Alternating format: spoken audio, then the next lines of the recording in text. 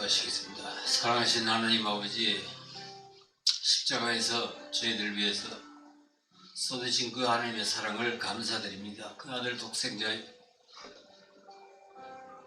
예수님을 보내셔서 그 모진 고난과 모욕과 멸시와 천대를 받으시고 또 십자가에서 우리를 위해서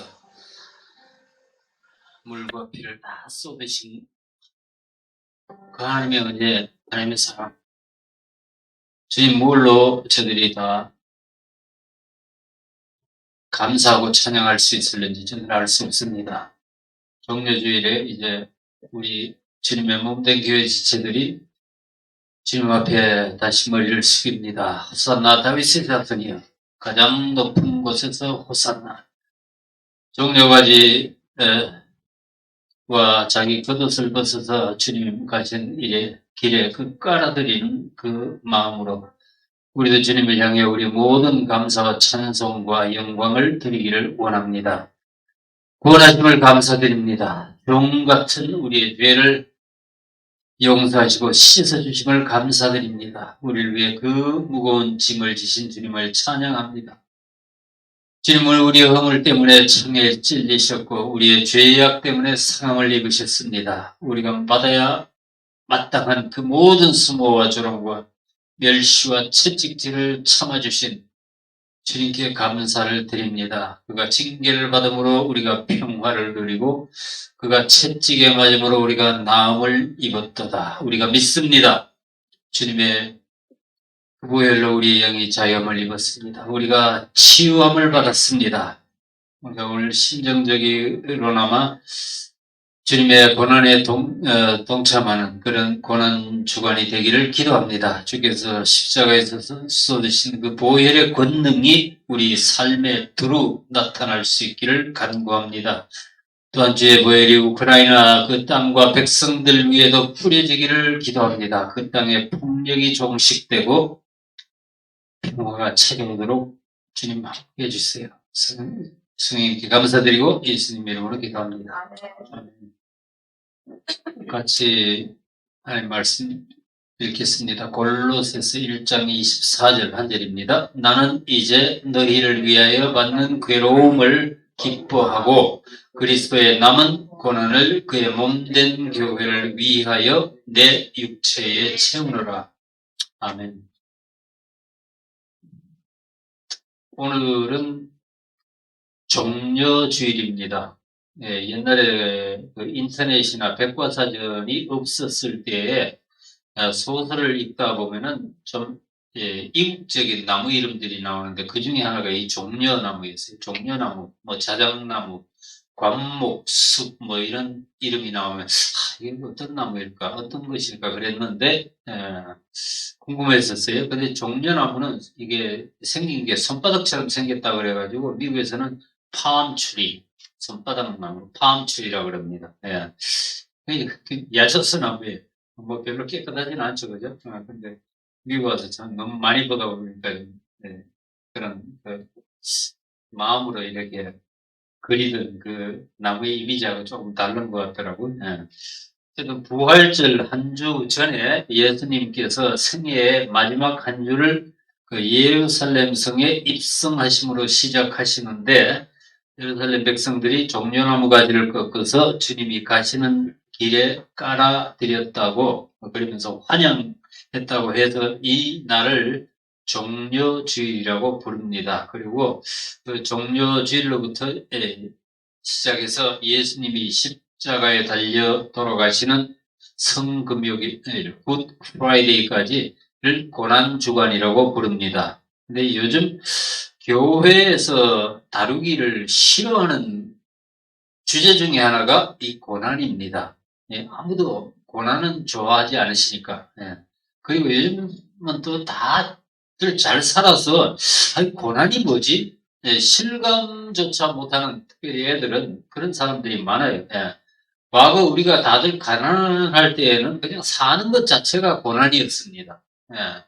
그러나 요즘은 뭐 먹고 사는 것 때문에 아무도 걱정하는 사람들이 없고 불안을 느끼는 이가 없으니까 고난도 그 차원이 좀 달라진 것 같아요. 상대적인 고난이죠. 이 해외여행을 마음껏 못하는 것도 고난이라고 말하고요. 예. 먹고 싶은 것 마음껏 먹지 못하는 것도, 예, 또 누구한테 뭐 말 한마디 듣고 상처받으면은 그것도 고난이라고 그런 세상이 되었습니다. 예. 그러다 보니 이 목사들도 고난을 주제로 설교하기를 좀 꺼리는 것 같아요. 예. 잘 설교 안 하더라고요. 예. 예. 그저 예수 믿으면 잘 된다, 성공한다, 예. 소원을 이룬다, 예. 머리가 되고 꼬리가 되지 않는다, 뭐 이런 등등. 그것도 틀린 말은 아니죠. 예. 근데 엄격히 말하면은 조금 치우치고 균형을 잃은 듯 합니다. 네, 그러다 보니까 교회에서 듣는 간증들이 주로 그렇죠. 예, 뭐 기도했더니 병이 나고, 예, 기도했더니 자식이 좋은 학교를 가고 성공하고 출세하고 뭐 남들보다 더 잘 되고 뭐 어떤 꼬인 문제들이 풀리고 뭐 어떻게 되었더라. 아, 나는 몸이 무지 아프고 고통스럽지만은 그런 가운데 주님을 바라보니 하나님의 위로가 또 은혜가 넘치더라. 뭐 이런 간증은 왜 없는지 모르겠어요. 그 간증을 듣다 보면 괜히 착각감이나 주눅이 들기도 합니다. 그렇다면 나는 뭐야? 그럼 나는 기도를 안 해서 그런 거 못 얻는다는 말이냐? 하나님과의 관계에 문제가 있어서 그렇다는 말이냐? 아니면 성령께서 도와주지 않으셔서 나는 아프다는 말인가? 예, 그런 거는 아니죠. 예, 그래서 이 고난을 어떻게 정의하고 해석할 것이냐, 오늘날 교회에서 풀어야 할 숙제 중에 하나인 것 같아요. 자, 지난주에 제가 말씀드렸듯이, 예, 우리 각자에게 주어진 인생은 하나님의 학교입니다. 그 학교의 교과목 중에서 이 고난은 하나님이 정하신 중요한 커리큘럼 중에 하나가 분명한 것 같아요. 그래서 우리는 이 고난학을 공부하고 시험도 보고 또 반드시 통과해야만 하는 거예요. 구약이나 신약을 막론하고 이 고난을 빼고는 성경이 이해되지 않습니다. 특별히 이 예수님의 생애를 보면 그런 느낌이 강하게 드는데요. 예수님은 마치 고난을 받기 위해서 이 땅에 오신 것 같습니다. 그분은 태어나시면서부터 살해 위협을 받고, 타국으로 피난을 가고 돌아와서도 고향으로 가지 못하고 이름 없는 시골에 가서 숨어서 사셨습니다. 그러다가 이제 세상에 나오니까 바로 이제 유대인들의 표적이 되어서 도망 다니시다가 결국은 잡혀서 십자가에 달려 처형당하십니다.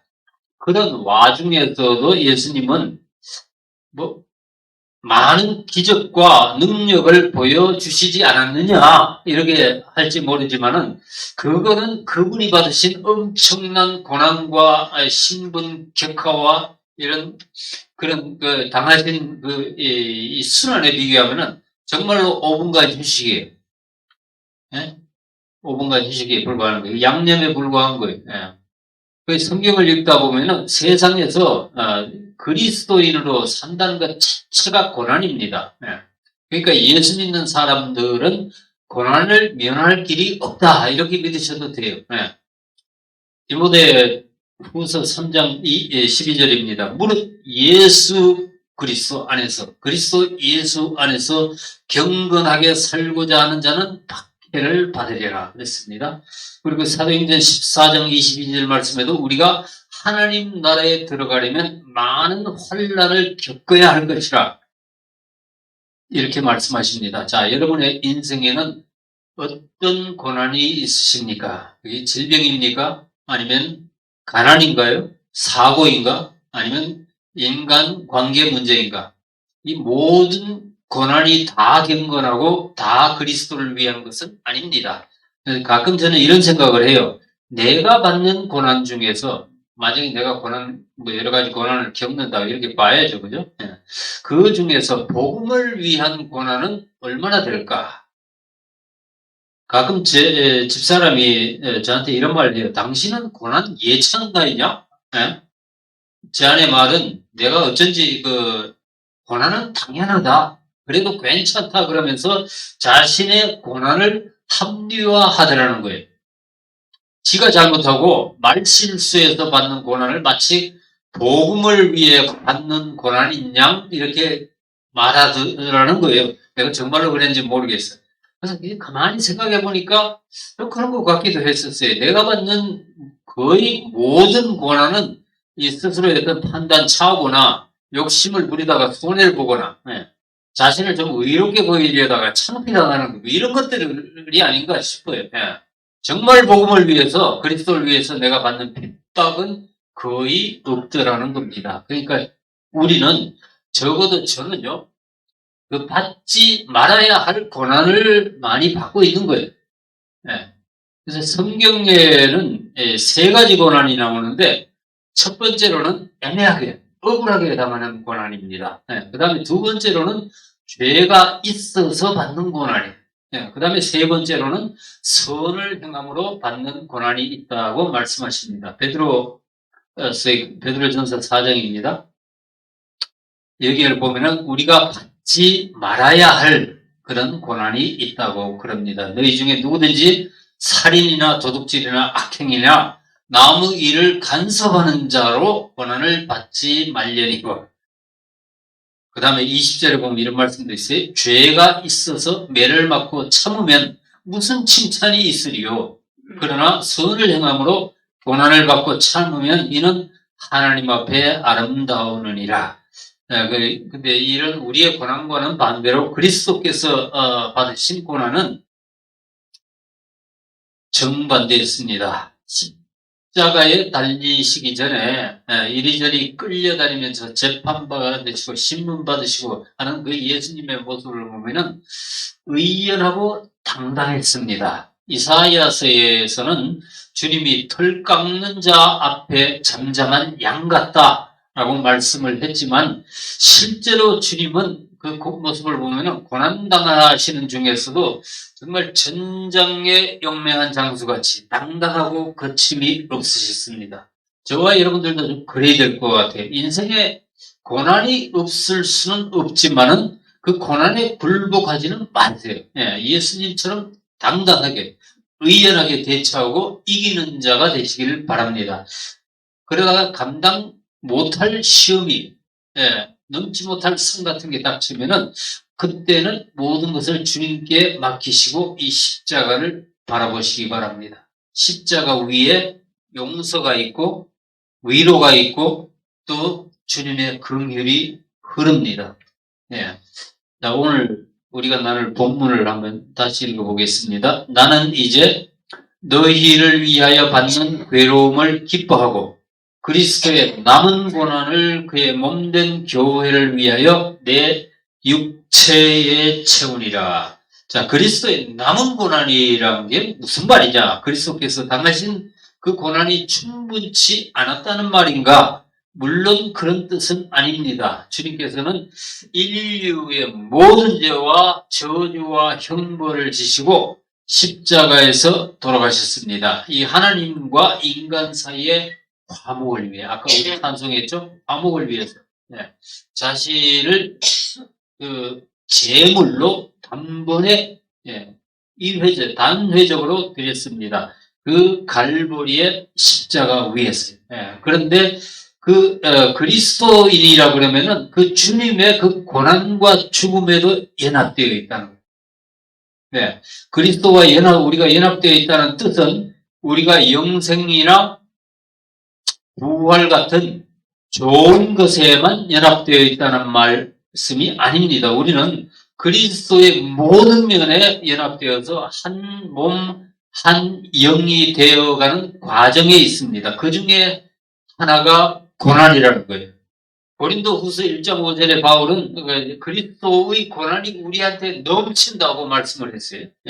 그 갈라디아서 2장 20절에 여러분들 잘 아시는 말씀대로 내가 그리스도와 함께 십자가에 못 박혀 죽었나니 못 박혔나니 그랬죠.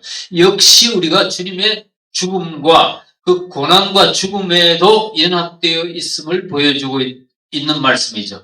이 세상에서 교회가 또는 성도가 받는 핍박이 주님이 받으신 그 고난의 연장선상에 있다는 것을 보여주는 겁니다. 그래서 교회가 고난을 받을 때 그리스도께서도 함께 고난을 받으십니다. 왜냐하면은 교회는 그리스도의 몸이고, 예?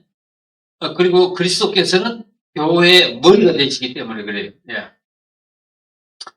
사도 바울이 교회를 핍박하러 다메섹에 가다가 공중에서 나타나신 주님을 만나죠. 바울이 땅에 엎드려져 묻습니다. 주여, 니시니까? 그때 예수님께서 나는 네가 핍박하는 예수라. 이 바울은 교회를 박해하고 그리스도인들을 잡아 죽이려고 다메섹으로 가고 있었는데 주님은 네가 나를 왜 핍박하느냐라고 말씀하시는 거예요. 이 세상은 이 영이 다르기 때문에 교회와 성도를 미워할 수밖에 없습니다. 그것이 그리스도의 남은 고난이라고 말씀하고 있는 거예요. 여기서 이제 말씀에서 보면은 사도 바울이 두 가지 다른 방향성을 제시하고 있죠. 첫 번째로는 뭐예요? 너희를 위하여.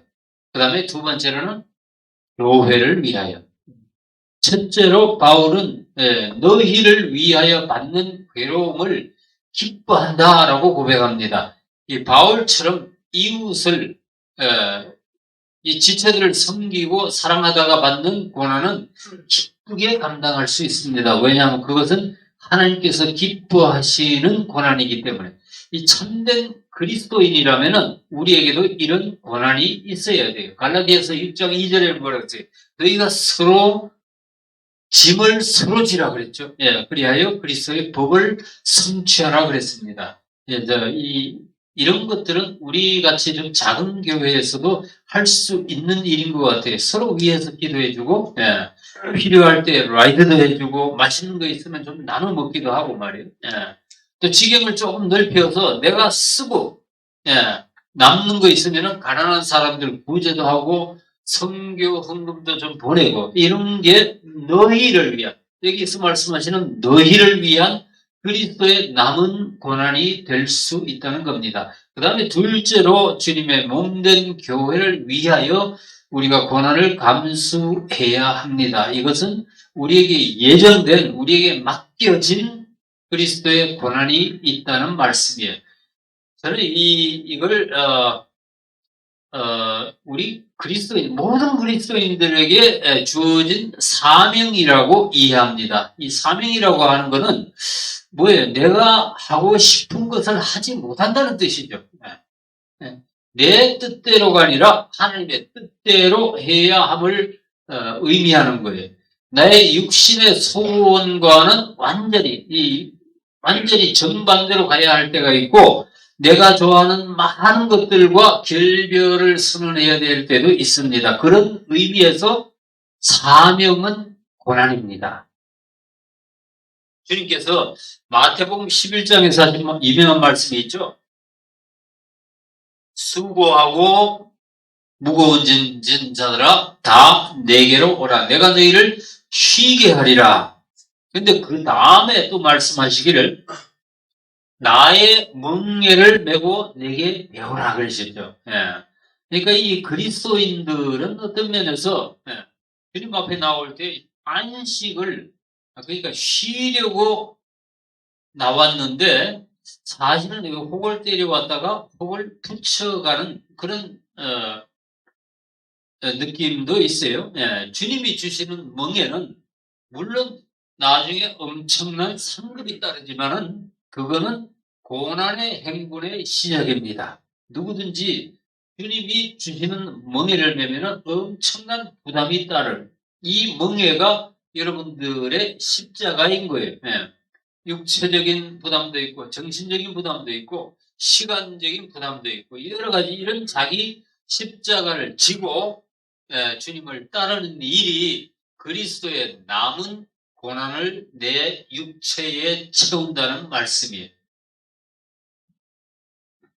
제가 이 말씀을 준비하면서 여러분들이 교회를 위해 받는 고난이 무엇일까를 다시 한번 생각해 봤습니다. 그러면서 여러분들한테 참 많이 감사하는 마음도 있고 미안한 마음도 있고 그래요. 예. 작은 교회이고 첫째는 또 자기 건물도 없고 또 목사가 뭐 그다지 존경받지도 못하기 때문에 그래서 받는 그 사람들의 멸시가 있어요. 뭐 남들은 그 뭐 우리 교회로 말하자면 그러고 떠올리면은 그런 거 들을 때 괜히 주눅이 들기도 하고요. 무슨 또 누가 또 무슨 교회 나가요? 그래. 누가 물으면은 뭐 저기 있는 교회 뭐 이렇게 자신 있게 내놓지도 못하고 예, 우리 교회 한번 와보라고 권하지도 못하고 사실 괴로운 거예요. 저도 그런 거 다 알고 다 보고 마음이 아플 때가 많습니다.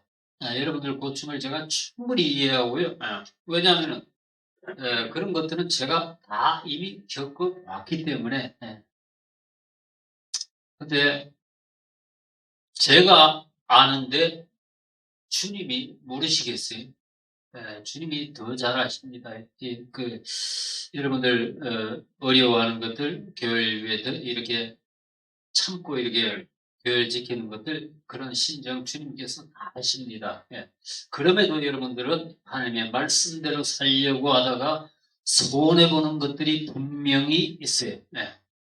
저는 그런 것들이 그리스도의 남은 고난이다라고 믿습니다. 여러분이 주님의 몸된 교회를 위해서 받는 고난이라고 믿고, 그러나 이런 고난은 결코 손해되지 않을 거예요. 참고 이기면은 반드시 상이 있을 걸로 저는 믿습니다. 시편 9편 71절 말씀에 고난당한 것이 내게 유익이라 이로 말미암아 내가 주의 윤례들을 배우게 되었나이다. 아까 사도 바울이 왜 어떻게 고난을 기쁨으로 받아들였는가? 그는 자신이 고난이 교회에 유익하다는 것을 알았기 때문입니다. 여러분들은 우리가 부르는 그 너무 아름답고 마음을 감동시키는 찬송가들, 찬양곡들 중에 수많은 곡들이 그 작곡가나 작사자들이 가장 힘들고 가장 어려운 때를 지나면서 썼다는 것을 아세요? 아마 저와 여러분들도 그래야 될지 몰라요. 지금 여러분들이 어떤 고난 중에 있더라도 하나님을 찬송하고 감사하시기 바랍니다. 베드로전서 4장 16절에는 만일 그리스도인으로 고난을 받으면 뭐라 그랬어요? 부끄러워하지 말고 첫째는 도리어 그 이름으로 하나님께 영광을 돌리라고 말씀하십니다. 그래서 때로는 고난이 손해처럼 보입니다. 인생의 실패처럼 보일 때도 있어요. 그러나 우리 인생의 이 고난을 설계하신 하나님께서는 이 인생 학교에 이 고난학 과목을 집어 넣으신 하나님께서는 우리의 고난을 통해서 놀라운 열매를 맺게 하실 수도 있습니다. 그래서 이 바울은 로마서에서 나는 환난 중에도 즐거워할 수 있다라고 증거합니다. 3절 4절 5장 3절 4절이 다만 이뿐 아니라 우리가 환난 중에도 즐거워하나니 이는 환난은 인내를 인내는 연단을 연단은 소망을 이루는 줄 알미로다. 아멘.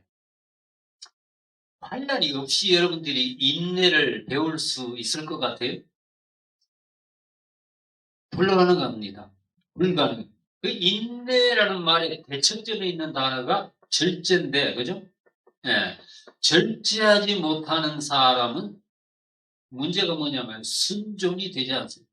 순종.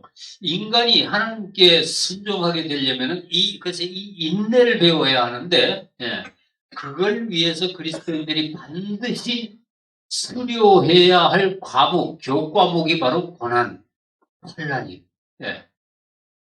그 과목을 배우고 인내하고 또 인내하다 보면은 이 내성이 생기는데 그게 바로 여기서 영어로 experience, 한국말로 연단이라고 그래놨죠. 그게 연단인 거예요. 연단. experienced. 연단에 숙련된 그리스도인들에게 이제 소망이라는 아름다운 열매가 맺힌다는 겁니다. 고난을 통과하는 이들, 그러니까 더 이상 고난스럽지 않고 시험이 더 이상 시험거리가 되지 않는 자들에게는 뭐가 남느냐? 하나님을 찬양하는 삶만 남습니다. 이런 이들은 어떤 일이 닥쳐도 하나님을 찬양할 수 있어요. 예. 이런 비결을 터득한 바울이 이렇게 고백하는 거예요. 예. 나는 환난 중에도 즐거워한다. 여러분들 고난이 있습니까? 인내하고 그 상황을 그냥 기쁘게 받아들일 수 있기 바랍니다. 비록 즐거워하지는 못하더라도 적어도 원망하거나 그 환경을 불평하지는 마세요. 예. 구약에서 이 예수님을 예표하는 가장 대표적인 두 인물이 있는데 누구예요? 요셉과 다윗이죠. 예. 요셉과 다윗의 가장 이두 인격을 제가 천천히 좀 생각을 해봤더니 가장 닮은 부분이 바로 인내였습니다. 인내요. 예. 엄청난 고난을 통과하면서도 이들의 입에서는 원망이나 불평이 없습니다. 또 하나 있어요. 그들에게는 복수가 없어요. 복수가 없어. 이 요셉이 이집트의 총리가 되었을 때, 저는 이렇게 한번 생각해봤는데, 그 어떻게 요셉이 그 싸가지 없는 여자, 그 보디발의 아내를 작살내지 않고 살려두었는지 참 궁금했어요. 예. 그리고 또 왜 그는 뒤에 뒷방에 돌아가서 혼자서 펑펑 울면서도 어떻게 자신을 구덩이에 던지고 죽이고자 했던 형제들에게 복수하지 않고 용서할 수 있었는지 잘 이해되지 않았습니다. 예. 근데 그는 분명히 깨닫고 있는 거 하나 있었어요. 창세기 45장 5절 말씀에 그 형들을 만나서 이렇게 말합니다. 당신들이 나를 이곳에 팔았다고 해서 근심하지 마소서, 한탄하지 마소서. 하나님이 생명을 구원하시려고 나를 당신들보다 먼저 보내셨나이다. 하나님이 큰 구원으로 당신들의 생명을 보전하고 당신들의 후손을 세상에 두시려고 나를 당신들보다 먼저 보내셨나니. 그런즉 이게 중요합니다. 나를 이리로 보낸 이는 당신들이 아니요 하나님이시라. 아멘. 자, 그 요셉은 그의 인생에서 일어난 모든 그 불행이 하나님께서 정해놓으신 교과목 과정이었다는 것을 알았어요. 그 과목 이름이 무엇이었어요? 고난학. 예, 고난학 과정이에요. 한 번은 제가 인디아나 노인회 모임에 갔었는데 거기서 말씀을 전할 기회가 있었어요. 근데 각자 자기 소개를 하면서 뭐 이런 참 재미있었어요. 저는요 7학년 5반이에요. 8학년 2반이에요. 뭐 그러면서 소개를 하시더라고요. 예. 여러분 지금 몇 학년 몇 반이에요? 저는 6학년 5반입니다. 근데 어느 학년이나 반복되는 이 필수 과목, 평생 필수 과목, 고난학이 있다는 사실을 여러분들이 잊지 마시기 바랍니다. 정말 여러분들은 그리스도인이라면 반드시 이 과목을 수료하고 통과해야만 합니다. 그래야 우리도 요셉처럼 다윗처럼 인내할 수 있고 원망하거나 불평하지 않을 수 있고 원수를 용서할 수 있을 겁니다. 이거 소망과 영광은 그냥 그저 온 것이 아니에요. 네. 우리가 그리스도와 연합하여 이렇게 하나님의 상속자가 되기 위해서는 어떻게 해야 되냐? 로마서 8장 17절로 가보겠습니다. 자녀이면 또한 상속자, 곧 하나님의 상속자요 그리스도와 함께한 상속자니 우리가 그와 함께 영광을 받기 위하여 고난도 함께 받아야 할 것이니라. 아멘. 예. 저는